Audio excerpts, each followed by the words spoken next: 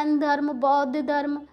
जैन धर्म में तो बहुत ही सादा जीवन था, उसमें तो खैर कृषि कार्य वगैरह भी वर्जित था, लेकिन एक आम इंसान के लिए इतना ऐसे रह पाना बहुत मुश्किल होता है। इसीलिए बौद्ध धर्म में मध्यम मार्ग को अपनाया, और हम मध्यम मार्ग का अपना कर गृहस्थ जीवन में भी रहकर भगवान की प्राप्ति कर सकते हैं, अच्छे कार्य कर सकते हैं, सही तरीके से जीवन जी सकते हैं।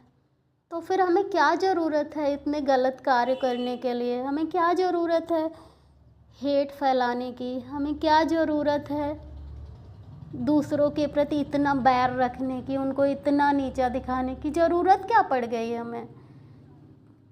ऐसे नीचता वाले काम करके हम भगवान को चैलेंज करते हैं, क्योंकि भगवान ने ही सबको बनाया। भगवान ने उस व्यक्ति को भी बनाया है जिसके प्रति आप ऐसे नीचता भरे कार्य कर रहे हैं, और भगवान ने आपको भी बनाया है।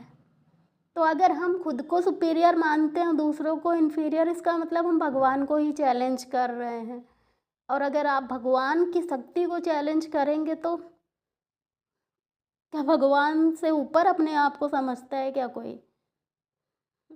तो खुद को कभी परमात्मा मत बनाओ। हाँ, परमात्मा हम सबके हृदय में निवास करते हैं, इसलिए परमात्मा की शक्ति को अपने अंदर खोजो और वैसा ही व्यवहार करो। उनके जैसे गुण हैं वो गुण अपनाओ, लेकिन अवगुण मत अपनाओ। लेकिन लोग क्या करते हैं, अपने अवगुणों को इतना बढ़ा लेते हैं ना कि फिर वो जीवन में ना तो कभी संतुष्ट रह पाते हैं, ना उन्हें कभी सच्चा सुख, सच्ची खुशी महसूस हो पाती है।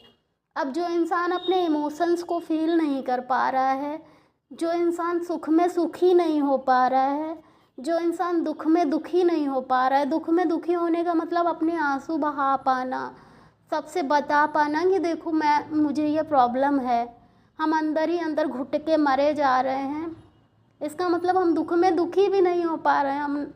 हमने इतना ख़राब कर लिया है। अब ख़राब कर लिया है तो उसको सही भी कर सकते हैं, और सही की जो शुरुआत है वो कभी भी हो सकती है। ऐसा नहीं है कि पूर्व में आपने बहुत झूठ बोला है, बहुत पाप करे हैं तो अभी आप शुद्ध नहीं हो सकते हैं। आप किसी भी पल जब आपकी सद्बुद्धि भगवान दे दे, तब अपने आप को आप उसी पल से अपने आप को प्योर करना शुरू कर दीजिए, आप प्योर हो जाएंगे।